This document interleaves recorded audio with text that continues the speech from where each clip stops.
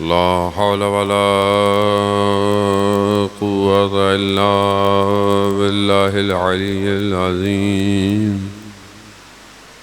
حسبنا الله ونعم الوكيل، نعم المولى ونعم النصير.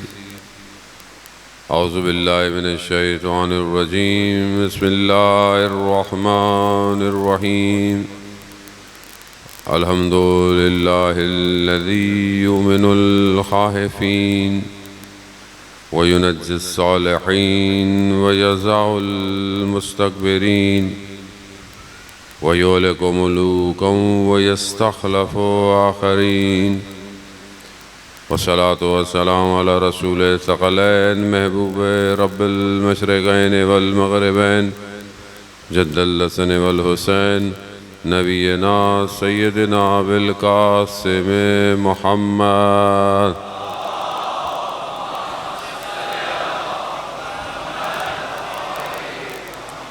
وعلى آله الطيبين الطاهرين المعصومين، لا سيما بقية الله في الأرضين. روحي وأرواحنا لتراب مقدم الفداء، ولعنة الله على أعدائهم أجمعين.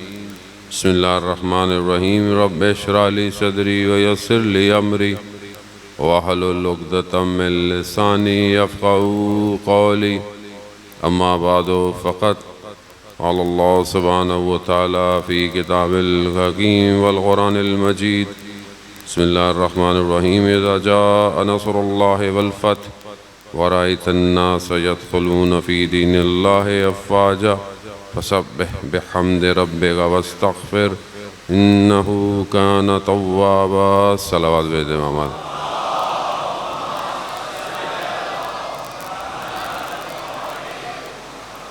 عزیزداران محترم، ماہ مبارک محرم الحرام اور تیسری مجلس آپ کے اذہان عالی میں کہ بغیر عشق انسان پروردگار تک نہیں پہنچ سکتا. جب تک انسان کے اندر جستجو اور لگن نہ ہو، خواہش نہ ہو، انسان فطری طور پر اپنے آپ سے محبت کرتا ہے اور اپنی چاہت کے لیے کچھ بھی کرنے سے دریغ نہیں کرتا. جب انسان خود سے کچھ چاہیے ہوتا ہے، اور اسی طرح انسان دھوکہ بھی کھا جاتا ہے کہ بعض اوقات وہ جو کام کر رہا ہے وہ خود پسندی کی وجہ سے کر رہا ہے یا نہیں، اس کام کو انجام دینا تھا یا نہیں دینا. بعض اوقات انسان کی اپنی چاہت اس کے لیے نقصان دہ بن جاتی ہے. بعض اوقات انسان کی اپنی چاہتیں دوسروں کو بھی نقصان دیتی ہے. اور انسان اپنی چاہت میں اتنا خود غرض ہو جاتا ہے کہ وہ اپنے اطراف کو بھول جاتا ہے. وہ اپنی خواہش پر اتنا محکم ہو جاتا ہے کہ بھول جاتا ہے کہ وہاں اس کی اکیلی ذات بلکہ اجتماعی ذات ہے، انفرادی نہیں ہے. اسی لیے انسان کو اپنی محبت سے باہر نکالنے کے لیے ایک ایسی محبت رکھی گئی کہ جس کی خاطر وہ اپنی تمام محبتوں کو چھوڑ دے. خداوند متعال نے حدیث معراج، جو آپ جانتے ہیں کہ حضرت محمد مصطفیٰ صلی اللہ علیہ وآلہ صلی علیہ کہ جب معراج پہ گئے، تشریف لے کے گئے، تو معراج پہ خداوند متعال نے اپنے محبوب سے کلام کیا ہے، گفتگو ہے. بہرحال قرآن خود کلام الہی ہے، لیکن وہاں پر بیان کیا ہے مختلف حدیثیں، حدیث معراج کے عنوان. ایک حصے میں پروردگار نے اپنے محبوب سے کہا، اے احمد، اگر کوئی میری رضا پر عمل کرے، یعنی جس کے عمل سے میں راضی ہو جاؤں، تو میں اس کو کچھ چیزیں دیتا ہوں، کچھ چیزیں اس کو عطا کرتا ہوں. ایک وہ محبت ہے، یعنی میں اسے اپنی محبت دے دیتا ہوں جس کی وجہ سے وہ باقی محبتوں سے منقطع ہو جاتا ہے. یعنی جس کے پاس خدا کی محبت مل جائے وہ باقی محبتیں اس کے لیے کوئی معنی نہیں رکھتی. لیکن کیا یہ محبت مجھے خود غرض بناتی ہے یا پھر مجھے معاشرے کے لیے ایک فرد بناتی ہے؟ فرق ہے۔ میری باتوں کا میں مجھے محبت ہے، مجھے کچھ نہیں کرنا، مثال کے طور پر ایک شخص اللہ کی محبت کی خاطر، اللہ کی خاطر مثلا نماز پڑھتا ہے، عبادت کرتا ہے، کوئی کام کرتا ہے، لیکن اس کے کام کرنے سے شاید کسی کو تکلیف ہو رہی ہو، یا مطلب ایک شخص ڈوب رہا ہے لیکن وہ کہتا نہیں میرے تو نماز پڑھنی ہے، مجھے تو اللہ سے محبت ہے، میں تو اللہ کو سجدے کروں گا، ڈوب رہا ہے ڈوب، جبکہ اسلام یا اللہ کی محبت یہ نہیں کہتی کہ اگر کوئی ڈوب رہا ہے، کسی کی جان خطرے میں ہے، تو اپنی نماز بھی تم چھوڑ سکتے ہو اس کو بچانے کے لیے۔ تو یہاں فرق ہے، الہی محبت جب تک اس کے وجود میں صحیح طرح آئے گی تب، اور خدا کی محبت ایسی نہیں ہے کہ مثلا دنیا کی محبت کی طرح، میں بعض اوقات دنیا کی کسی محبت میں گرفتار ہوں، کسی چیز کی محبت میں، کسی فرد کی محبت میں، تو ہو سکتا ہے میں باقی چیزوں سے غافل ہو جاؤں، یعنی بس مجھے تو یہ چیز حاصل کرنی ہے، مجھے تو یہ چیز چاہیے، اب اس چاہنے کے لیے چاہے کسی کا نقصان کروں، چاہے کسی کا حق ماروں، چاہے کسی کو تکلیف دوں، مجھے اس سے کوئی غرض نہیں ہے، مجھے اپنی محبت حاصل کرنی ہے، مجھے اپنی چاہت حاصل کرنی ہے۔ اب یہ فرق ہے دنیا کی محبت میں، دنیا کی چاہت میں، اور خدا کی چاہت، کہ جو خدا کی محبت کے لیے آگے بڑھتا ہے وہ ہو ہی نہیں سکتا کہ جو خالق کو راضی کرے اور مخلوق کو ناراض کر دے، پاسبل نہیں ہے۔ اب اسی لیے فرق ہے کہ کیا ہم عشق الہی میں اپنے آپ کو وارد کرنا چاہتے ہیں کہ نہیں چاہتے۔ یہی وہ واحد چیز ہے کہ جو معاشرے کو بھی صحیح کر سکتی ہے، خدا کی خاطر چھوڑ دینا، خدا کی خاطر عمل کرنا، خدا کی خاطر معاف کر دینا، خدا کی خاطر۔ اب یہ کب آئے گا؟ کہ جب خدا سے محبت ہوگی، اور جب خدا سے محبت نہیں ہے، بعض اوقات انسان عمل بھی کر رہا ہے، عبادت بھی کر رہا ہے، نمازیں بھی پڑھ رہا ہے، مگر اس کے بعد کیا کر رہا ہے؟ جھوٹ بھی بول رہا ہے، چوری بھی کر رہا ہے، سارے کام کر رہا ہے۔ اس کا مطلب ہے ابھی وہ محبت میں گرفتار نہیں ہوا، وہ ایک ظاہر انجام دے رہا ہے، ایک سادی زندگی گزار رہا ہے۔ عاشق ایسا نہیں ہے جسے عشق ہو جاتا ہے، ظاہری دنیا کے اندر بھی کسی کو کسی سے عشق ہو جائے، ماں باپ سے انسان محبت کرتا ہے، تو اس کے اثرات کیسے، آپ کیسے بتائیں گے کہ آپ اپنے والدین سے محبت کرتے ہیں؟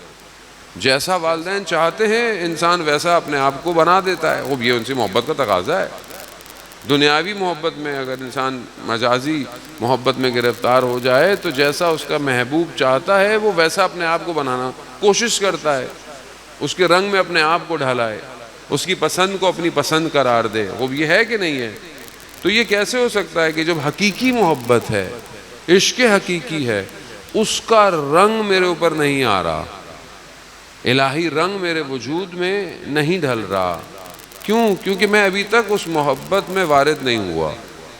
سید الشہداء عشق الہی ہے، کربلا عشق کا کعبہ ہے، محبت وہاں سب کچھ خدا کے لیے ہے، جوان بیٹا بھی خدا کے لیے، 6 مہینے کا بچہ بھی خدا کے لیے، سب کچھ خدا کے لیے، پورا کنبہ دے دیا خدا کے لیے، اسیر ہو گئے خدا کے لیے۔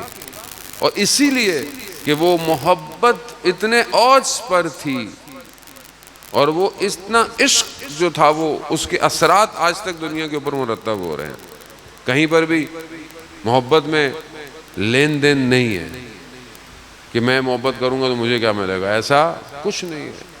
سید الشہداء نے کسی مقام پر خدا کی بارگاہ میں شکوہ نہیں کیا، کہیں تکلیف کا اظہار نہیں کیا، حتیٰ کسی کربلا کے بچے نے تکلیف کا اظہار نہیں کیا کہ ہمارے ساتھ کیا ہو گیا، نہیں کیا۔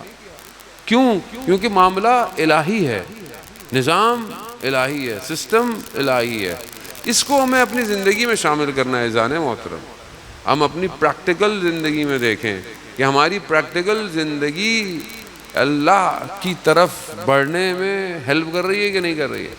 چاہے آپ کی عبادت ہو، چاہے آپ کے سوشل کام ہو، چاہے آپ کا پروفیشن ہو، چاہے آپ کے اجتماعی چیزیں ہوں، چاہے آپ کی مذہبی اوکیزنز ہوں، چاہے مجلس ہو، جلوس ہو، عزاداری ہو، یہ اللہ کی طرف لے کے جا رہی ہے کہ نہیں لے کے جا رہی؟ مثلا میں سبیل لگائی ہے، سبیل کس لیے ہے؟ وہ امام حسین کی خاطر ہے، امام حسین کی یاد کو تازہ کریں، وہ پانی پلائیں، پیاسوں کو پانی پلائیں۔ سبیل کام کیا ہے؟ وہ امام حسین راضی ہوں۔ مگر امام حسین ایسے کسی کام سے راضی ہو سکتے ہیں کہ سبیل کے اطراف میں رہنے والے لوگ ناراضی ہوں. مثلا رات کو 3 بجے بھی آپ نے بڑے بڑے اسپیکر لگائے ہوں کہیں جہاں آپ کے اطراف میں لوگ رہتے ہوں، اور شاید رہتے بھی دوسرے لوگ ہوں جو برادران اہل سنت ہوں، کوئی بھی ہو، مریض ہو، بوڑھا ہو، بزرگ ہو، مطلب 3 بجے اب کوئی ہے ہی نہیں پانی پینے والا، مگر پھر بھی آپ نوحے بھی ماشاءاللہ ہمارے جو ہیں وہ اسپیکروں کے حساب سے ہی چلتے ہیں. تو آپ کوشش تو کر رہے ہیں کہ میں اچھا کام کروں، امام حسین کو راضی کروں، امام حسین کو، لیکن کیا امام حسین راضی ہوں گے کہ اگر کوئی اور شخص ناراضی ہو؟ وہ الگ بات ہے. مطلب اس میں یہ نہیں ہے کہ مثلا آپ کہیں جلوس نکالنا ہے تو آپ کے جلوس کو روک رہا ہے تو اب نہیں یہ جلوس ناراض ہو رہے ہیں ہم جلوس نہیں نکالیں، ایسا کچھ نہیں ہے نا. اخلاقی طور پر جو کام ہے کہ جہاں مطلب آپ کے اختیار میں ہے کہ جہاں آپ کر سکتے ہیں. باقی تو بہرحال راضی تو سارے ہو بھی نہیں سکتے خیر ویسے بھی، لیکن بہرحال آپ جو ہے وہ تو کرنا ہے. لیکن ایک اخلاقی طور پر کوئی بھی کام خدا کی خاطر کرے. میں نماز پڑھوں، میری نماز میں مطلب گھر میں بچہ رو رہا ہے، گریا کر رہا ہے، اور میں نمازوں پہ نمازیں پڑھوں، بچہ رو رہا ہے، اس کو مطلب پیاس لگی ہے، اس کو تکلیف ہوئی ہے، تو کیا میری یہ عبادت قبول ہے؟ صدر اسلام کا واقعہ ہے جان محترم. واقعہ کیا ہے کہ اسلام کے کچھ عرصے کے بعد ایک شخص مسجد میں نمازیں پڑھا، ہر وقت نماز، ہر وقت مسجد میں سجدے کے اندر ہے. تو اس کے گھر والے وہاں اس زمانے میں جو جگہ کے پاس بزرگ تھے ان کے پاس گئے کہ بھائی اس کو سمجھائیں، یہ گھر والوں تک پہنچتا ہی نہیں ہے، نہ ان کے لیے کوئی نان نفقہ کرتا ہے، نہ غذا، نہ خوراک، نہ کچھ، ہر وقت بس خدا خدا خدا، اللہ اللہ اللہ. تو وہ بزرگ اس کو سمجھاتا ہے کہ بھائی یہ نہیں کرو. پھر وہ واقعہ کوٹ کرتا ہے کس کا؟ صدر اسلام کا. یعنی اسلام جب نیا نیا تھا کہ جب مسجد نبوی کی چھتیں بھی صحیح نہیں تھیں اور وہ پتے ڈلے ہوئے تھے، تو کہا ظہر کی نماز کا وقت تھا، رسول خدا نماز پڑھا رہے تھے. اس زمانے میں خواتین اپنے بچوں کو لے کر آتی تھیں اور ایک بچے کو لا کر ایک خاتون نے نیچے رکھا ہوا تھا اور نماز پڑھے. ظاہر ہے تھوڑی دیر میں سورج نے اپنی جگہ چینج کی تو سورج کی روشنی اس بچے کے اوپر آگے پڑی، بچے کے اوپر پڑی، اس کے اوپر تپش لگی، بچے نے رونا شروع کر دیا، گریا شروع کر دیا. اس کے گریا شروع ہوا، رسول خدا نے نماز کو جلدی ختم کر دیا. ابھی لوگ میں سوال آئے گا بھائی یا رسول خدا نے نماز کیسے ختم کر دی؟ بھائی شریعت کا محافظ ہے، شریعت کا دیندار ہے، نماز اسی نے سکھائی ہے، وہ جلدی ختم کرے یا دیر سے ختم کرے. مگر کیوں کیا؟ خوب یہ ضروری ہے. یعنی آپ تنہا عبادت سے کسی مقام پہ نہیں پہنچ سکتے. ایک انسان گھر میں تہجد پڑھا، لوگوں کو ٹکرے مارتا ہوا جا رہا ہے، بتاتا ہوا جا رہا ہے تکلیف بھائی کو نماز پڑھو نماز. ایسے تھوڑی نماز ہوتی ہے. بچے کو ڈا رہے ہیں اٹھو اٹھو اٹھو اٹھو، اٹھتا نہیں ہے، کسی کام کا نہیں ہے، جہنم میں جائے گا. ایسے تھوڑی جائے گا وہ جنت میں. اللہ ہمیں اٹھاتا ہے ایسے؟ ہم بھی تو کبھی سو جاتے ہیں، انسان دیر سویر ہوتی ہے، خدا کی طرف سے آتا ہے کوئی ملائکہ کی طرف سے؟ ایک نہیں آتا. ملائکہ آتے ہیں آہستہ سے اٹھاتے. ہم ایسے اپنے بچوں کے ساتھ گھر میں کرتے ہیں پیار سے، محبت سے، بیٹا اٹھ جاؤ، بیٹا نماز کا وقت، بیٹا یہی کام آئے گا. خب یہ کیسے ہے؟ میں خود پڑھ رہا ہوں تو باقی ایسی نماز قبول نہیں ہے. تو اس بزرگ نے کہا کہ جب رسول خدا گھر کی خاطر، بچے کی خاطر نماز جلدی ختم کر سکتے ہیں تو تمہاری یہ مسجد میں نمازیں کیسے قبول ہوں جب تمہارے گھر میں بچے بھوکے بیٹھے ہوئے ہوں گے؟ نہیں ہے قبول. یہاں یعنی عبادت فردی نہیں ہے، ضروری ہے، لیکن اکیلے کی عبادت سے معاشرہ پرواز نہیں چڑھے گا. اس لیے تو مذہب اسلام میں اقیم الصلاۃ کہا گیا ہے کہ نماز کو قائم کرو، برپا کرو. پڑھو نہیں، پڑھ تو اکیلے بھی سکتے ہو، قائم کرو، سب پڑھیں. اور سب تب پڑھیں گے جب آپ کے پاس حکومت ہوگی، آپ کے پاس جگہ ہوگی. نماز قائم کریں مطلب ایک کونے پہ شراب بک رہی ہے، لوگ نہ کیسے نہ، یہ کیسی نماز ہے؟ یہ کیسی نماز ہے کہ جو معاشرے میں برائی ہو رہی ہے؟ خوب اقیم الصلاۃ یعنی نماز کو قائم کرو. قائم کرنے کے لیے سسٹم چاہیے، اور ظاہر ہے ہر نبی کے پاس سسٹم نہیں تھا، اس لیے اولو العزم پیغمبر زیادہ تر جن کے پاس شریعت تھی انہی کے پاس آیا. تو یہاں فرد اکیلا اپنی عبادت سے معاشرے کو کمال پہ نہیں لے کے جا سکتا. ایک اور مثال، لوگ حج کر کے واپس آئے، امام باقر علیہ السلام کا دور ہے، صلی اللہ علیہ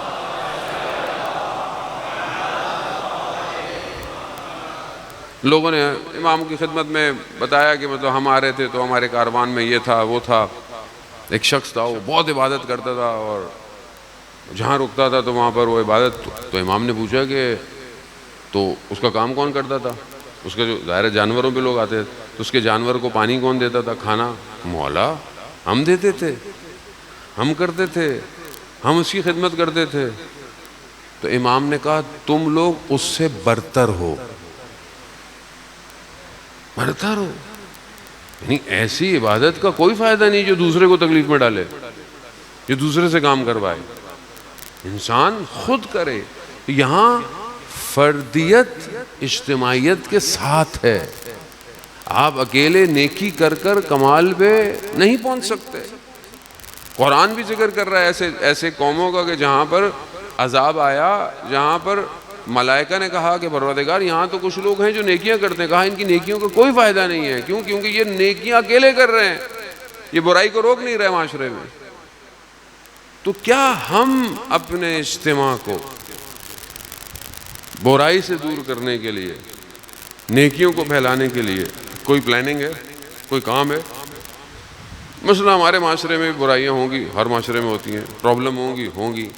تو کیا ہمارے پاس اس کا کوئی سد باب ہے؟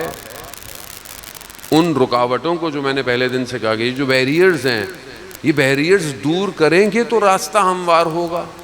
یہ راستہ ہموار ہوگا تو پھر حجت خدا تک جائے گا. اب اگر آپ کے راستے میں اتنے بیریئر ہیں تو آپ حجت خدا تک نہیں جا سکتے. ابھی جو ہماری حالت ہے، جو پوزیشن ہے، شروع سے اس لیے کہا جاتا ہے کہ مجلس اور عزاداری با بصیرت ہونی چاہیے، تفکر کے ساتھ ہونی چاہیے. امام معصوم کی خدمت میں شخص آیا، پوچھا کہ مولا کیسے کام کریں؟ کہا معرفت میں اضافہ کرو، معرفت شناسی میں یعنی پہچان میں. کہا مولا معرفت کیسے اضافہ کرے؟ کہا پہلی چیز تفکر کرو، فکر کرو. فکر کے ساتھ تفکر یعنی تھاٹ پروسیس، سوچو. سوچنا پہلی چیز ہے، خوب ایکسرسائز ہے پوری ہے.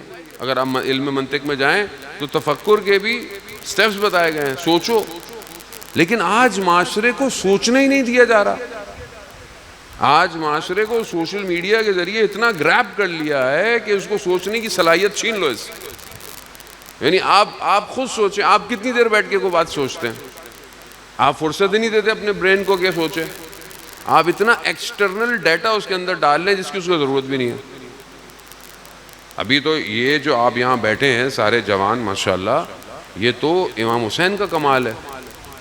ورنہ آپ دو دوست آپس میں بیٹھے 1 منٹ، آپ ایک دوسرے کی شکل 1 منٹ بھی نہیں دیکھ سکتے. موبائل دیکھیں گے، یوں بیٹھے ہوئے دیکھ رہے ہوں گے. اور کوئی بات بھی کرنی ہوگی تو دیکھا میں نے میسج دیکھا تو ذرا دیکھ لینا. یہ تو مجلس کا معجزہ ہے. ابھی بھی اگر لوگ نہیں سمجھتے کہ مجلس ہدایت کی جگہ ہے تو پھر اللہ ہی ان کا حافظ ہے. صلوات بھیج دے محمد والے میں.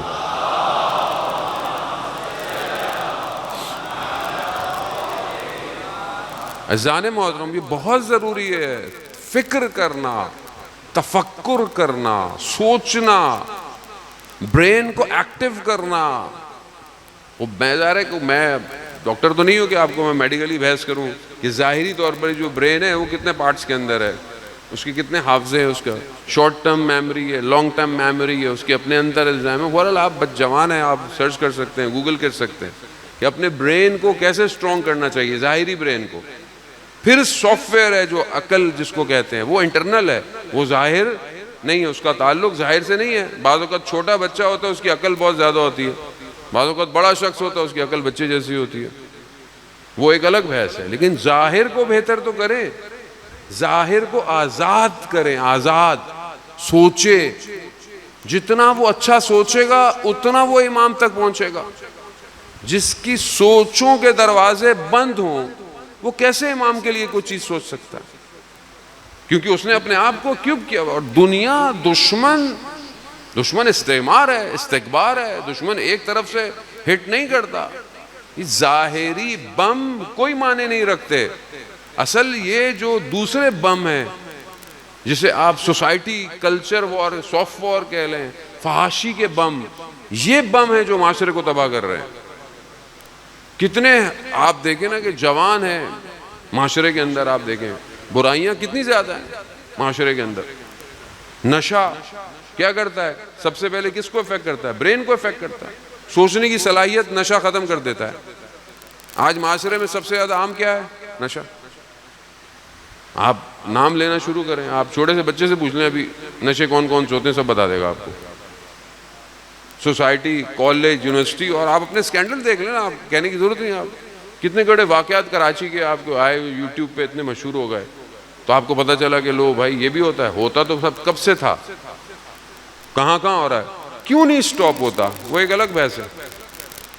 لیکن میں شخص ہوتے ہوئے تو اپنے آپ کو بہت ساری چیزوں سے دور میں کم از کم اپنی سوسائٹی کو تو دور کر سکتا ہوں، معاشرے کو دور کر سکتا ہوں، محلے کو دور کر سکتا ہوں. مجھے پتہ چلے میرا دوست کوئی خدا نہ خواستہ نشے کی لعنت میں گرفتار ہے، میں کم از کم اس کا ساتھ دے سکتا ہوں، اس کا علاج کرا سکتا ہوں، سمجھا سکتا ہوں. کیونکہ دشمن ہر طرف سے تفکر کو ڈیفیوز کرنا چاہتا ہے. سوچو نہیں، سوچنے کی صلاحیت نہیں ہو. فیس بک، یوٹیوب، انسٹاگرام، ٹک ٹاک، سنیپ چیٹ، ہر چیز جہاں اچھی چیزیں بھی ہے، مجلس ہے، نو ہے، پڑھائی ہے، لیکن وہاں پر اس کی مقدار اتنی نہیں ہے جتنی دوسری بمبارڈمنٹ ہے. اور وہ کیا کر رہی ہے؟ وہ برین کو ضائع کر رہی ہے، زائل کر دیتی ہے. سوچ نہیں رہے آپ،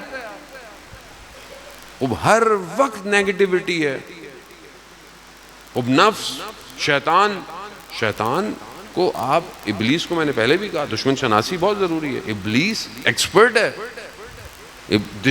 کبھی بھی دشمن کو ہلکا نہیں لینا چاہیے، اور خاص طور پر ابلیس کو تو بالکل نہیں لینا چاہیے. ایکسپرٹ ہے شیطان. دشمن شناسی اتنا مہم چیپٹر ہے، اتنا امپورٹنٹ چیپٹر ہے مجلس اور عزاداری کا، کہ وہ جو ٹائم تھا خاص طور پر خلفاء کا، بنی امیہ بنی عباس کا ٹائم زون تھا، سب سے جو چیز ڈیفیوز کی گئی وہ دشمن شناسی تھی. دشمن کون ہے نہیں بتاؤ، دشمن ہے ہی نہیں، دوسری گفتگو میں قوم کو لگا دو. تو جب آپ دشمن ہے ہی کوئی نہیں، تو پھر آپ کو پتہ کیسے چلے گا مجھے لڑنا کس سے؟ اس لیے امام خمینی کا مشہور جملہ ہے. امام خمینی کہتے ہیں کہ دشمن کا ہونا ضروری ہے تاکہ تم تقویت اختیار کر سکو. طاقت. کہا کیوں؟ کہا جیسے بیڈمنٹن کھیلنے کے لیے اگر سامنے کھیلنے والا نہ ہو تو تم کھیل ہی نہیں سکتے. دشمن ہوگا تو تم اپنے آپ کو طاقتور کرو گے.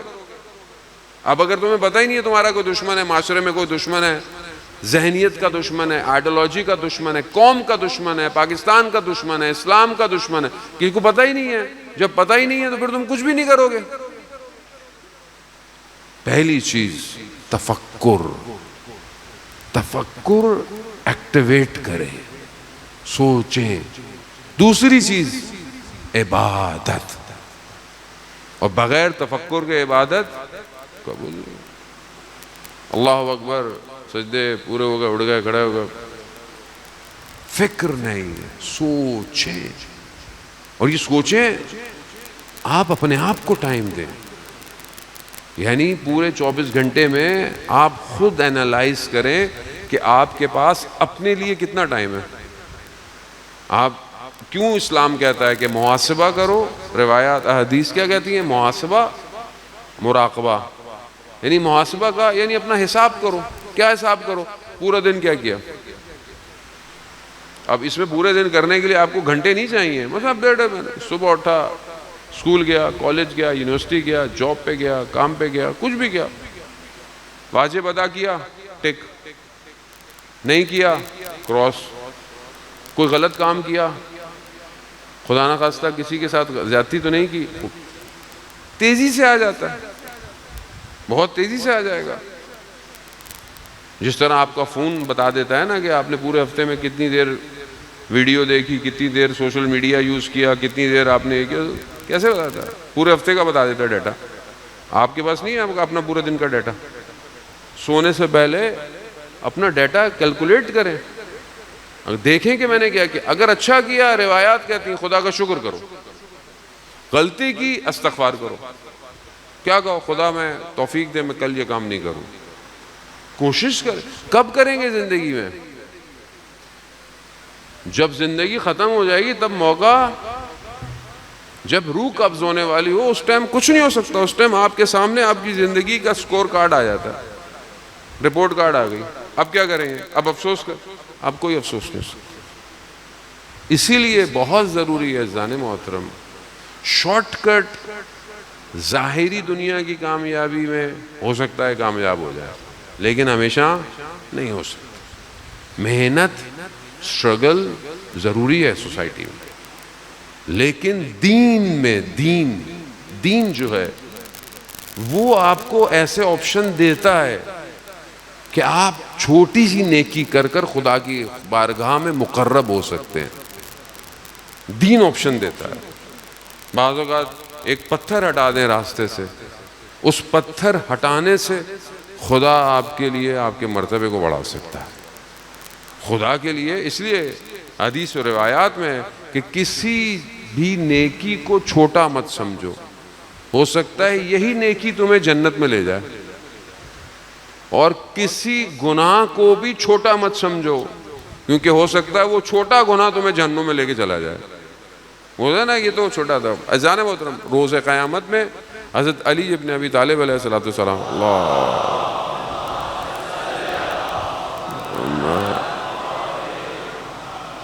امام علی علیہ السلام فرماتے ہیں, بیان کرتے ہیں اپنی حدیث میں کہ قیامت میں کچھ گناہ ایسے ہیں کہ جس کی بو روز قیامت میں اتنی ہوگی کہ لوگ اذیت ہو رہے ہوں گے. گناہوں کی بو جو ہم گناہ کرتے ہیں, خدا نہ کرے نعوذ باللہ ہم سے کوئی گناہ ہو جائے, غلطی ہو جائے, گناہ نظر تو نہیں آتا, لکھا ہوا بھی نہیں آتا, لیکن دنیا کے اس جو ہمیں نظر نہیں آتا, لیکن اس عالم کے اندر گناہ جو ہے وہ ہر گناہ کی ایک بدبو ہے. جیسے مثال اگر آپ کے لباس میں خدا نہ خواستہ کچھ لگ جائے, کوئی کھانے کی چیز ہو, مثال کے طور آپ نے پیاز کھایا ہو اور آپ نے دانت صاف نہیں کیے ہو, تو آپ قریب سے گزرے, لہسن کھایا ہو, تو کیا پتہ چلے گا؟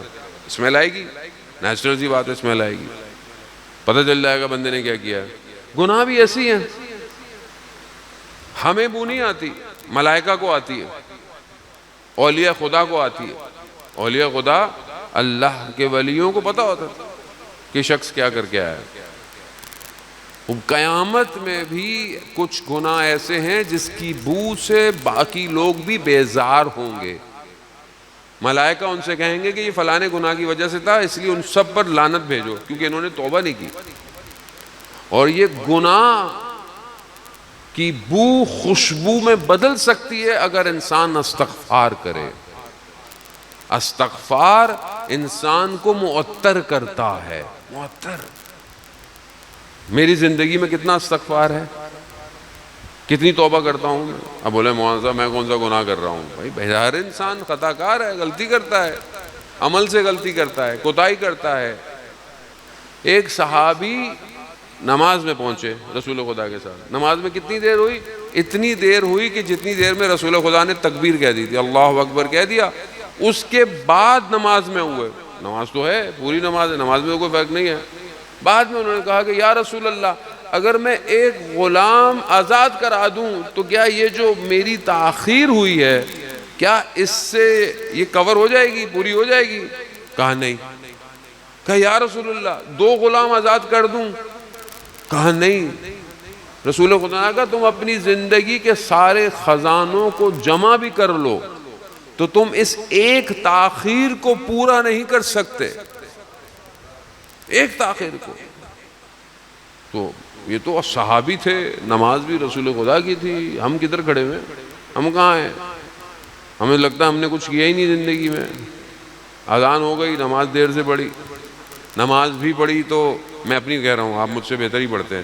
نماز بھی پڑھی تو میں نے کیسی پڑھی, کون سی پڑھی؟ تو کیا میں غلطی نہیں کرتا؟ نگاہیں غلطی نہیں کر رہی, کان غلطی نہیں کر رہا, زبان غلطی نہیں کر رہی, ذہن غلطی نہیں کر رہا, کر رہا ہے.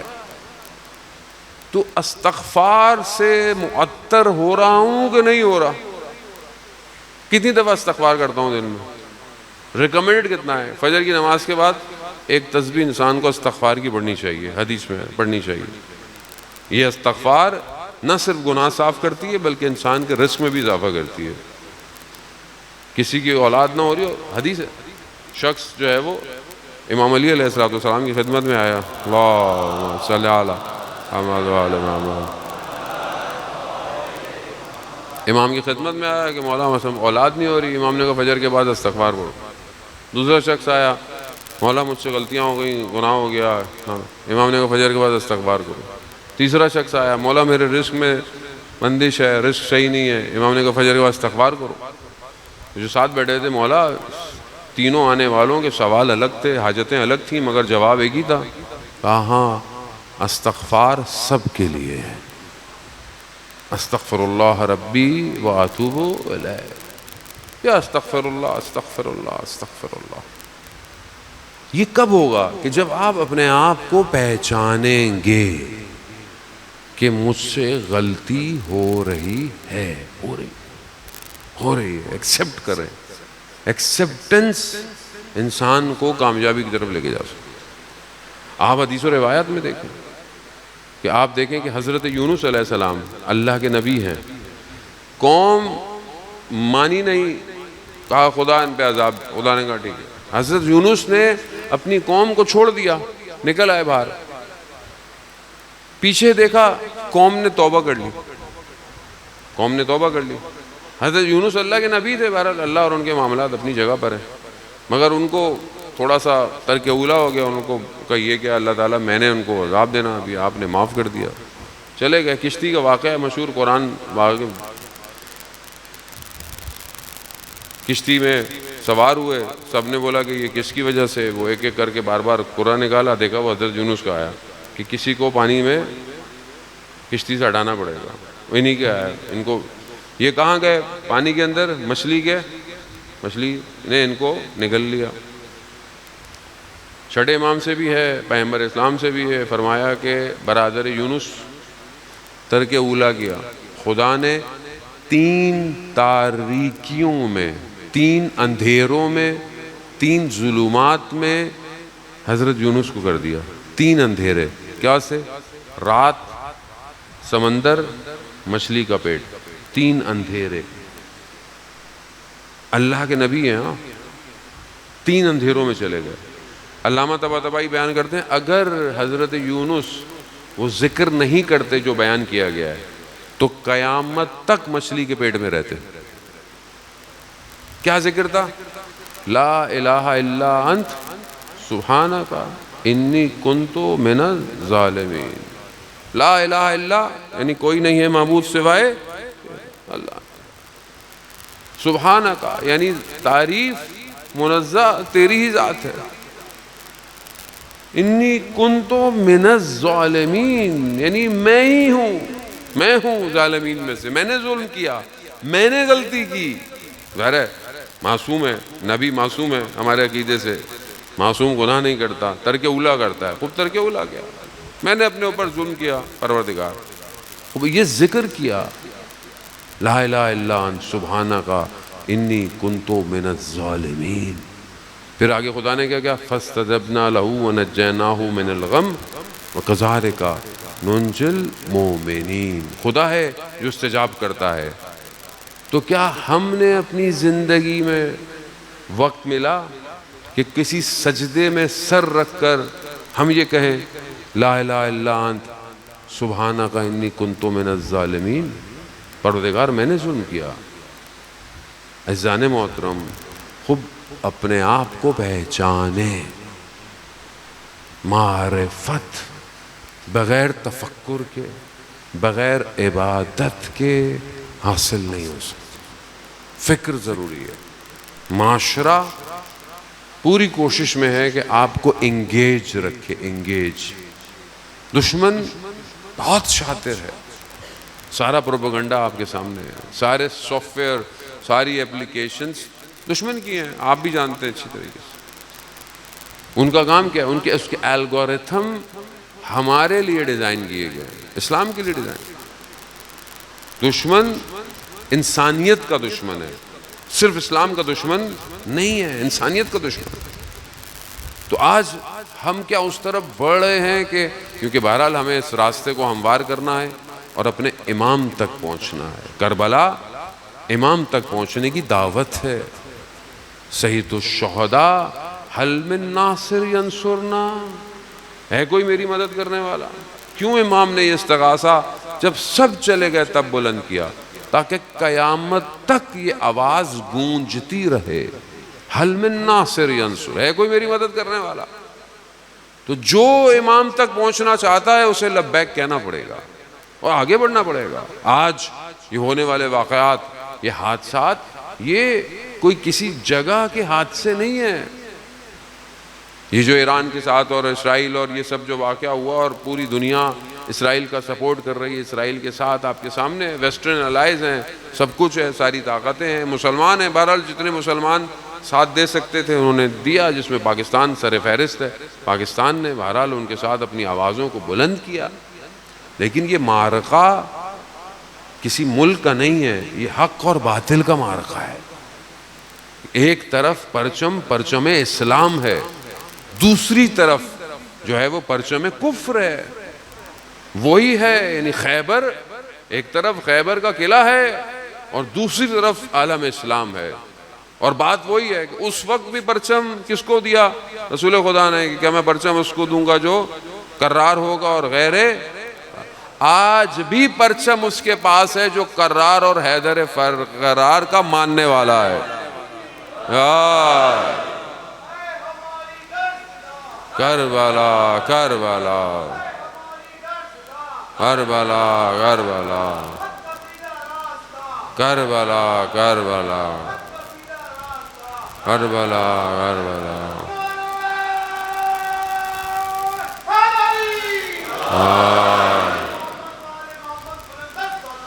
اللہ صلی علی محمد۔ خوب یہ خوش قسمتی ہے زان محترم کہ ہم نے اپنی زندگی میں اس حق اور باطل کی جنگ کو دیکھ رہے ہیں۔ خوش قسمت ہیں ہم لوگ۔ ہم سنتے تھے کہ کیا ہوگا، کہ مرحب اپنے قلعے پر نازاں ہوگا، کہ دروازہ اتنا مضبوط تھا کہ جسے ہٹانے کے لیے 40 لوگ کھولتے تھے۔ یہ تو تاریخ ہے، سب جانتے ہیں اس کو، لیکن مولا متقیان نے 2 انگلیوں سے دروازے کو اکھاڑ دیا۔ یہ جو ہوا ہے یہ بھی انہی کے ماننے والے ہیں۔ وہ آئرن ڈوم جس پہ وہ اپنے آپ کو خیبر کا قلعہ کہتا ہے، خیبر کا دروازہ کہتا تھا، جو اپنے آپ کو اس طرح روک کے رکھتا تھا کہ نہ کوئی گھس سکتا ہے نہ کوئی آ سکتا ہے، حیدر کرار کے ماننے والوں نے 18 سال پرانا میزائل مارا ہے، نیا بھی نہیں مارا، پرانا مارا ہے۔ سجیل 17-18 سال پرانا تہرانی مقدم نے بنایا تھا، وہ جا کے مارا، اس نے آج کے خیبر کے قلعے کو اکھاڑ دیا۔ ابھی بھی اگر ہمیں سمجھ میں نہیں آ رہا حق کدھر ہے جان محترم، تو یا تو پھر نابینا ہے، یا پھر اگر نابینا نہیں ہے تو پھر بینا نہیں ہے، میری سمجھ میں نہیں آتا ابھی بھی۔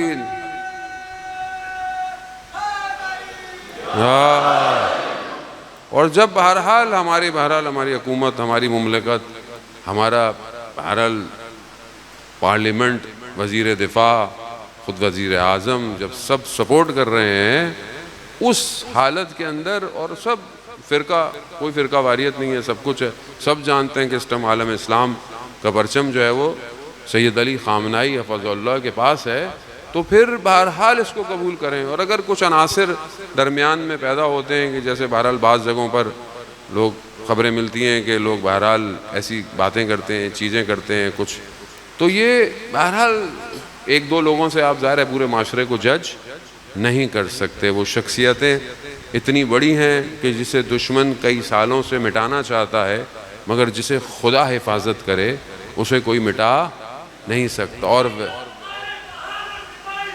خامنائی علی خامنائی علی خامنائی علی خامنائی علی خامنائی علی خامنائی علی خامنائی علی خامنائی۔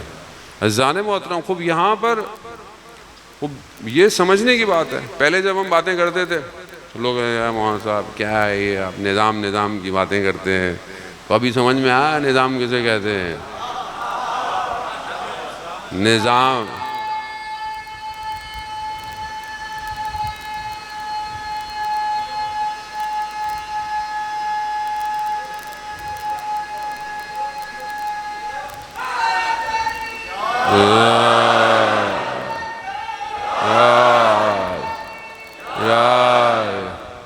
ہم نے تو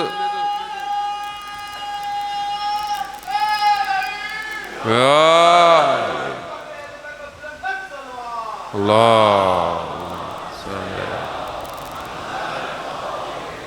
عزیزان، یہ توفیق الہی ہے، ہر کوئی سمجھ نہیں سکتا، نہ زبردستی سمجھانا ہے کسی کو، بھائی ضرورت بھی نہیں ہے، کاروان پورا ہے، لشکر بھرا ہوا ہے، ضرورت نہیں ہے کسی کی، اپنی ضرورت ہے، اگر کامیاب ہونا ہے تو لشکر میں شامل ہو جاؤ، نہیں شامل ہونا تو کھڑے رہو، دیکھتے رہو، پہلے بھی تو تماشا دیکھ رہے تھے، آج بھی دیکھ رہے ہیں، تو کسی کو کوئی زبردستی نہیں ہے، جتنا سمجھ میں آتا ہے اتنا لے لیں، نہ کوئی زبردستی ہے عزیزان محترم، ابھی پہلے بھی کہتے تھے اور ابھی بھی یہی کہتے ہیں، نہ کوئی اناد ہے، نہ کہ بعض اوقات ہمارے لوگ جذباتی ہو جاتے ہیں، یار اتنا کچھ ہو گیا، فلانے نے کچھ نہیں بولا، فلانے نے کچھ نہیں بولا، مسئلہ نہیں، معرفت کی بات ہے اور حقیقت کی بات ہے، روز قیامت میں بہرحال کہیں نہ کہیں اپنا حصہ ڈالنا ہے سب، کچھ تو کہیں گے کہ ہم نے کیا کیا،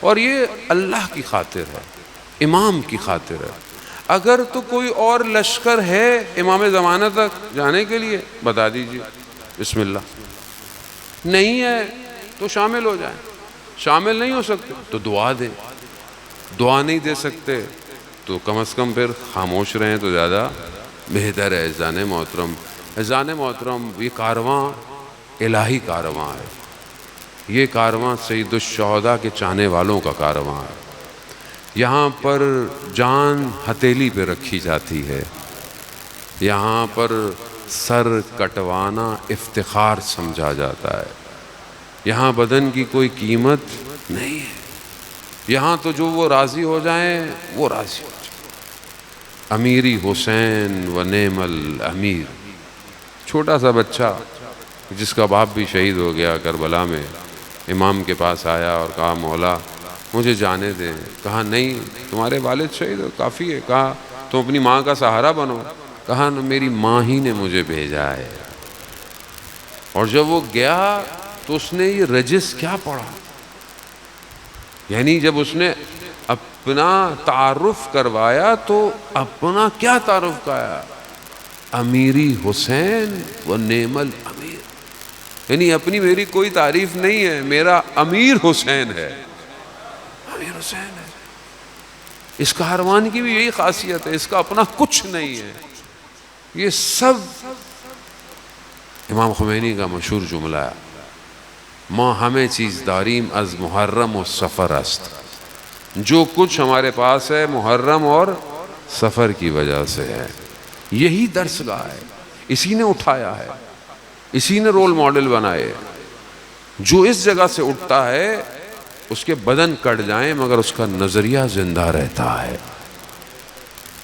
یہی کربلا ہے جانے مولا، جیسے کیسے لوگ راستوں میں سید الشہداء کے آئے، امام حسین مجلس کا یہی تو کمال ہے، ایک تو اس کے بہت سارے ثواب ہیں وہ اپنی جگہ پر ہے، لیکن جو حدیث و روایات پیش کرتی ہیں کہ جتنی دیر مجلس میں شخص بیٹھا ہوتا ہے اس کا نفس تسبیح کر رہا ہوتا ہے، نفس تسبیح کر رہا ہے، خود امام حسین عرش پر اپنی مجلس میں بیٹھے والے لوگوں کو دیکھ رہے ہوتے ہیں، اور جو گریہ کرتا ہے اس کی نگاہ امام حسین اس پر نگاہ کر رہے ہیں، آپ کے سامنے کتنے سارے واقعات، کیسی کیسی چیزیں، علامہ تقی جعفری کا مشہور واقعہ، بہت بڑے فلاسفر تھے، بہت بڑے فلاسفر، یونیورسٹی برلن پتہ نہیں کہاں کہاں لیکچر، تہران کی یونیورسٹی میں، ہمارے استاد حجت الاسلام مسلمین ڈاکٹر رفیع،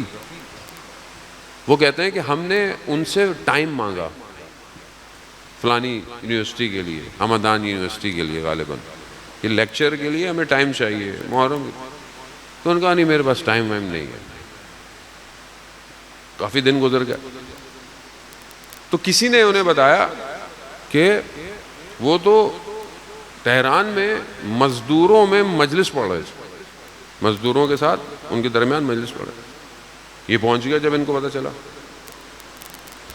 تو انہوں نے کہا کہ ہم آپ سے یونیورسٹی کا ٹائم مانگ رہے ہیں، اور مجھے پتا چلا کیونکہ ان کا کوئی دوست تھا، اس کی کوئی بلڈنگ بن رہی تھی، تو اس بلڈنگ کا جو مالک تھا وہ ان کے دوست کا بھائی تھا، تو انہوں نے کہا کہ ایسی مزدور مجلس کر رہے ہیں تو چلو ہم بھی چلتے ہیں، جا کے دیکھتے ہیں مزدور ہیں، انہوں نے کہا تھا کہ مجلس، تو دیکھا تو علامہ تقی جعفری پڑھ رہا ہے، تو انہوں نے اس سے پوچھا کہ آپ ہمارے میں یونیورسٹی کو ٹائم نہیں دے رہے، آپ مزدوروں کی مجلس پڑھ رہے ہیں؟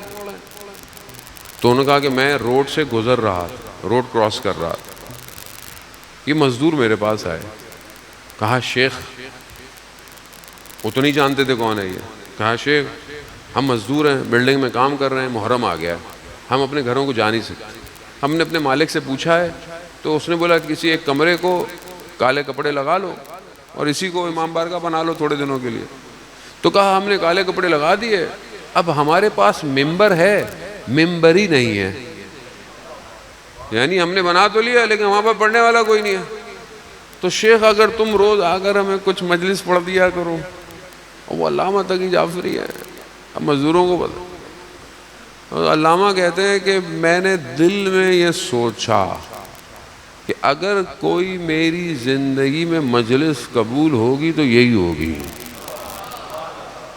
کیونکہ یہ مجھے نہیں جانتے، یہ مجھے نہیں جانتے تو یہ بس اس خلوص کے ساتھ آئے، تو کہا میں کیا ہمیں مجلس پڑھنا شروع، اجزان موت امام حسین نیتوں کو دیکھتے ہیں، ہمارے لیے ہوتا ہے نا جی بڑی مجلس، چھوٹی مجلس، نیاز والی مجلس، فلانی مجلس، نا ہم خود پھنسے ہوئے ہیں ان چیزوں میں، ہم آپ کو کیا بتائیں، ہم سمجھتے ہیں بڑا رش ہوگا تو وہ مجلس قبول ہوگی، ایسا کچھ نہیں، ہم ہے نا بڑا اتنے لوگ بیٹھے ہیں جی کیا بات ہے، ایک شخص بیٹھا ہو، ایک رو رہا ہو اور ایک رلا رہا ہو، بس مجلس قبول ہے۔ بڑے بڑے آیت اللہوں کی زندگی میں جو مجلس انہوں نے بچوں میں پڑھی ہے، کہتے ہیں وہ مجلسیں قبول ہو گئے، مجلس ہو گئے۔ امام حسین کا معاملہ الگ ہے، اذان موت، حسین کریم ہے، امام حسین کسی کو چھوڑتے نہیں ہیں، آپ یہ جو آتے ہیں چل کر، کوئی چیز سب آپ کو واپس ملے گا، دنیا میں بھی آخرت میں۔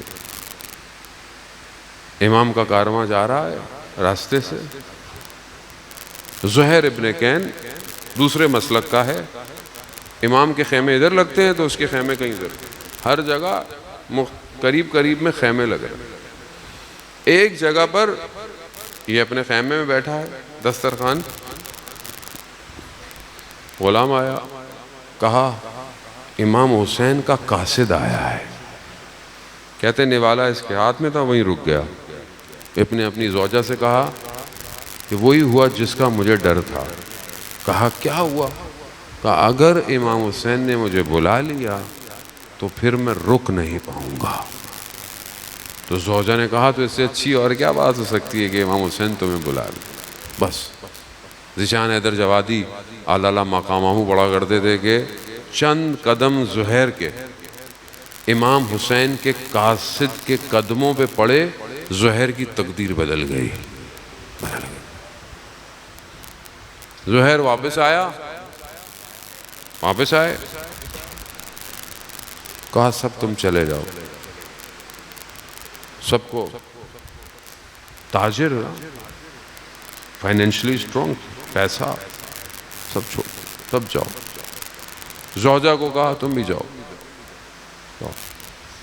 چھوڑو، چلے گئے، وقت گزر گیا،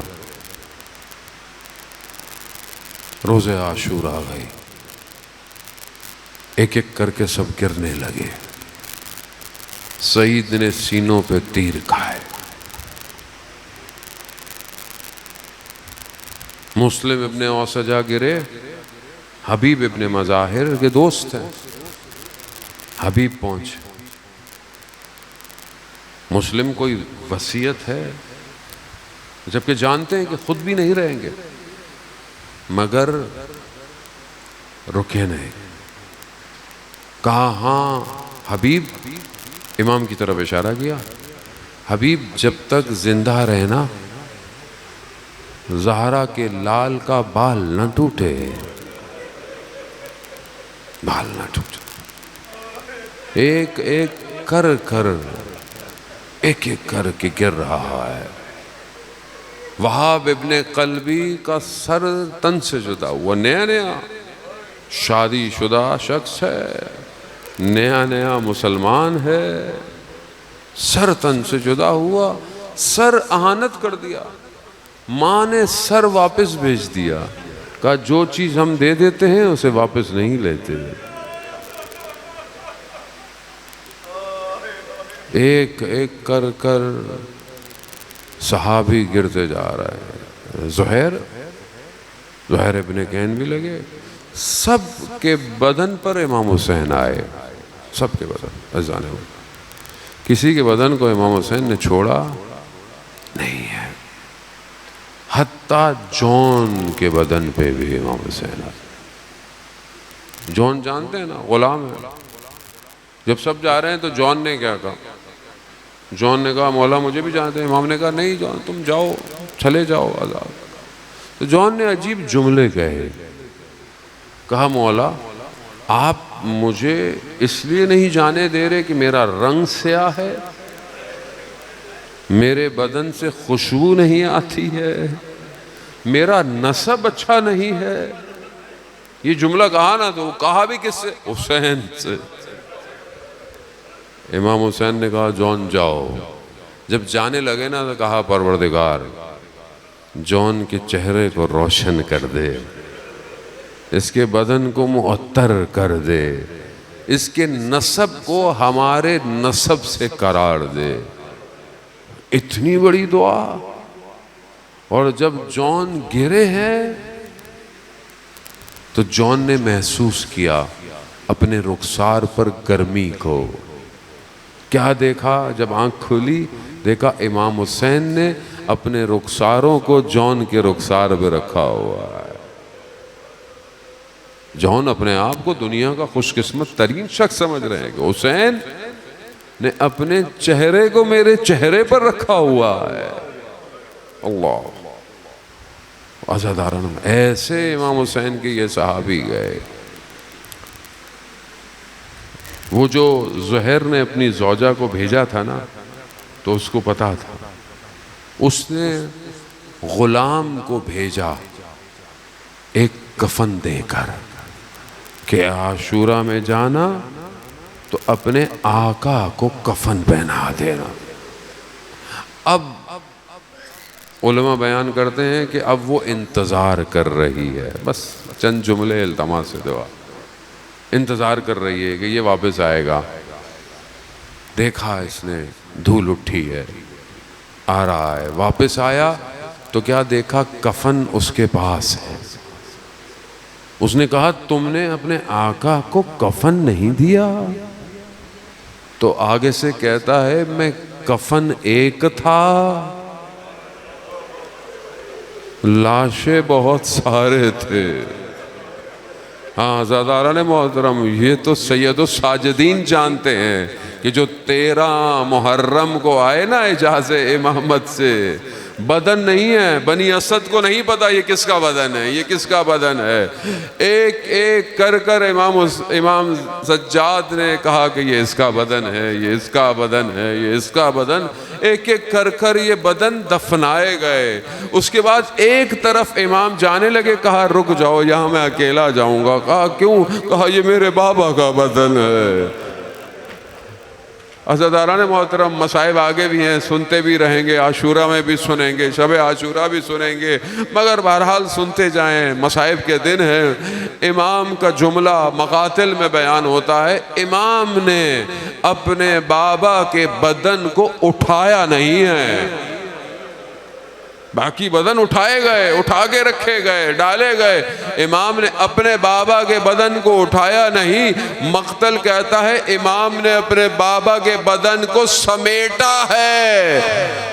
اتنے ٹکڑے ٹکڑے بدن تھا کہ سمیٹنا پڑا۔ سمیٹ کر کربلا کی سرزمین میں جب امام نے رکھا ہے، راوی بیان کرتے ہیں کہ امام سر جھکائے کھڑے ہیں، پریشان کھڑے ہیں کہ اب کیا کریں۔ پوچھنے والوں نے پوچھا ہوگا سوال، کہا کہ جب مسلمان کو دفنایا جائے تو چہرے کو قبلہ رخ کیا جاتا ہے، یہاں تو میرے بابا کا سر ہی نہیں ہے، ٹوٹی ہوئی کٹی ہوئی رگوں کو رخ قبلہ کیا، مٹی ڈالی، آذا خبر حسین ابن علی۔